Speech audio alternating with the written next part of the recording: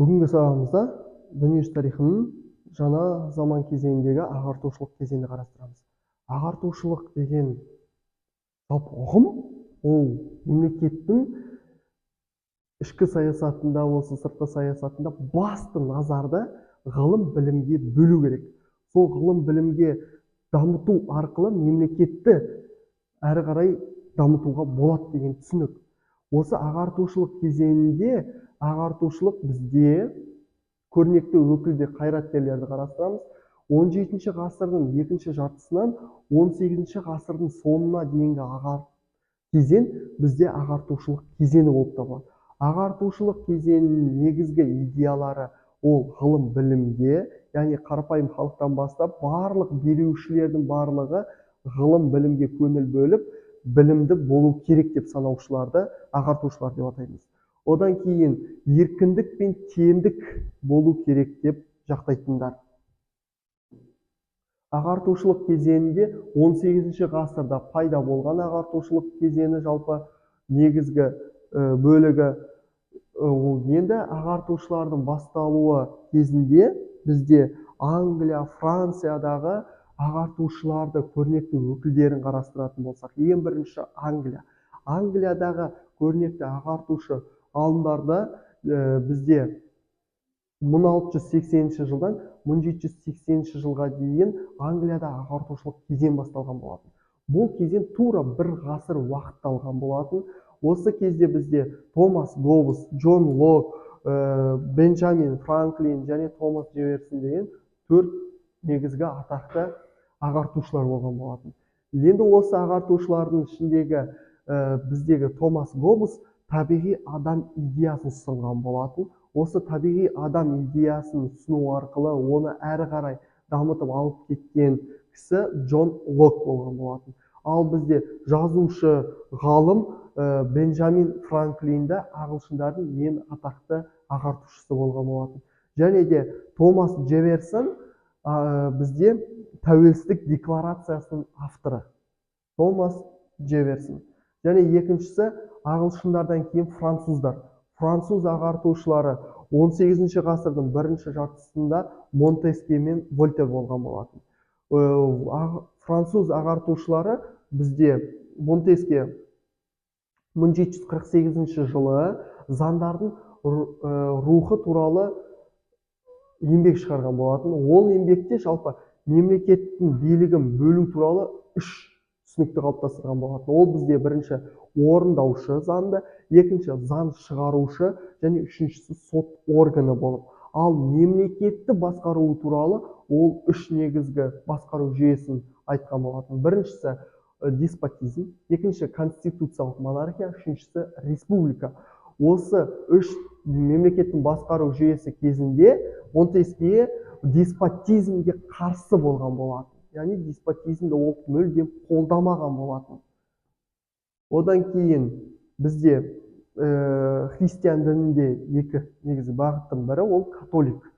Осы католикті бағытты Вольтер, яғни француз ағартушысы қарсы шыққан болатын. Католикке қарсы дінбасыларын қатал сынға алған болатын. Және философиялық хаттар туралы ол еңбек жазған болатын. Философиялық хаттар еңбегі Вольтердікі. Вольтер бізде ұлты француз. Келесі, тағы да бір ағартушы Жан-Жак Руссо. Жан-Жак Руссо барлығын бірдей теңдік идеясын ұстанған кісі Жан-Жак Руссо. Одан кейін бізде келесі әрі қарай Жан-Жак Руссодан кейін 1751-1780 жылдары француз философы Дени Дидро болған болатын. Дени Дидроның еңбегі бізде энциклопедия. Яғни оны Дени Дидромен бірге Жан-Лерон Аламбер деген 2 ағартушы жазған болатын. Яғни Аламбер мен Дидроның жазған еңбегі энциклопедия деп аталады. Энциклопедияның еңбегін жалпы 51-1780 жылдары жарық көріп шығып отырған болатын. Энциклопедистер 51-ден 80 жылға дейін Францияда немесе ғылымның түсіндірме сөздігін шығарушы авторлар болып табылады. Олар қоғамдағы консерваторлық идеологиямен күресте үлкен рөл атқарған болатын энциклопедистер. Кейін 15-ші Людовиктің корольдің бұйрығымен алғашқы 2 томды энциклопедияның жағып тастаған болатын, яғни өрттеп жіберген болатын. Өрттеп жіберген патша бізде 15-ші Людовик, ал өрттеп жіберген кітабы энциклопедия. Кейін халықтың төменгі топтарын мүддесін білдіруші демократиялық идеологияның өкілдері, алғашқы коммунистік идеяны жақтаушылар бізде Неле, Аббат Морели, Магбли, осы 3 кісі болған болады. Яғни төменгі топтардың мүддесін қорғайтын кісілер. Олар барлығы бірдей тең және мүлікке ортақ иелік ететін қоғам ең әділетті қоғам деп айтқан болатын. Міне бұл 3 кісі, яғни Нелия, Аббат Морели және Магбли. Енді ағартушылық абсолютизм теориясы туралы тоқталатын болсақ, абсолютизм теориясы жалпы абсолюттік билік, яғни бір адамның ғана ел билеуі, сол патша корольдердің кезінде мемлекеттің ағартушылық саласы өте дамып, жоғарғы деңгейге дейін көтерілген тұсы. Ол бізде Томас Гоббс, философ, мемлекетті ақылды, білімді, ағартушы король басқару керек деп айтқан болатын. Томас Гоббс мемлекетте басқару жүйесінде, абсолюттік монархиялық билік жүйесінде, бәріміз білеміз монархиялық, яғни бір адамның ғана ел билеуі. Осы тұста ағартушылық саласын дамытқан мемлекеттердің қатарына бізде Англия, Австрия және Пруссия және де Ресей империялары жатқызуымызға болады. Себебі бұл кездегі осы 3 мемлекетті басқаратын императорлар мемлекетте ағартушылық саласында ғылым білімге көп көңіл бөліп, көптеген жаңалықтарды ашқан болатын. Мысалға, Ресейдің патшайымы 2-ші Екатерина, Австрияның императоры 2-ші Иосиф, Пруссия королі 2-ші Фридрих бізде ағартушылық саласын дамытқан болатын корольдер. Және Дени Дидроны 2-ші Екатерина Ресей жеріне шақыртып алған болатын. Және оның еңбектерін дамытып, саласына қосқан үлесіне көптеген көмегін тигізген болатын 2-ші Екатерина. Австрия императоры 2-ші Иосиф көптеген жаңалықтар ашатын болған, және бізде дүниежүзі тарихында бірнеше жауапты бар, сұрақтар бар. Соның ішінде бірнеше жауаптыларда 2-ші Иосиф Австрия императоры жүргізген ағартушылық саласындағы немесе қандай реформалар жүргізді деген сұрақта негізгі жауаптары: 1-ші әскери реформа, 2-ші жалпыға бірдей білім беру, 3-ші кітапхана, 4-ші обсерваториялар. Осы 4 негізгі жаңалықты ашқан болатын.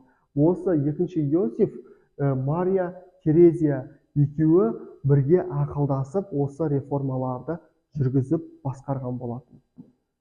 Одан кейін корольдік опера, сонымен қатар Берлин ғылым академиясын, Берлинде тұңғыш көпшілікке кітапхананы бізде Пруссияның королі 2-ші Фридрих жүргізген болатын. Пруссия қазіргі Германия.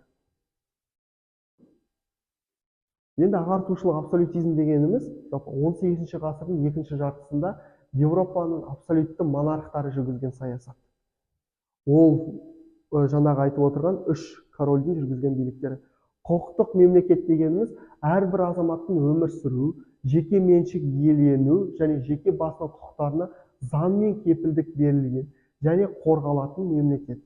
Яғни кез келген мемлекетте өмір сүріп жатқан әрбір адамның құқығын бірдей тең дәрежеде көріп, барлығын бірдей ұстайтын мемлекеттің басқару жүйесін құқықтық мемлекет деп атаймыз.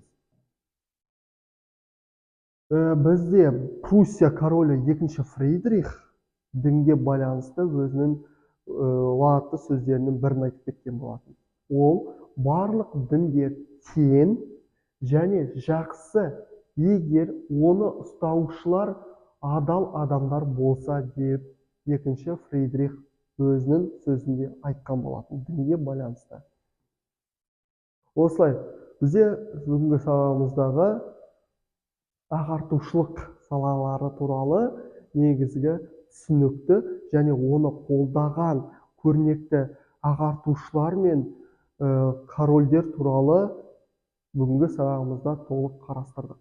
Келесі сабағымызда әрі қарай тақырыптарды жалғастыратын боламыз.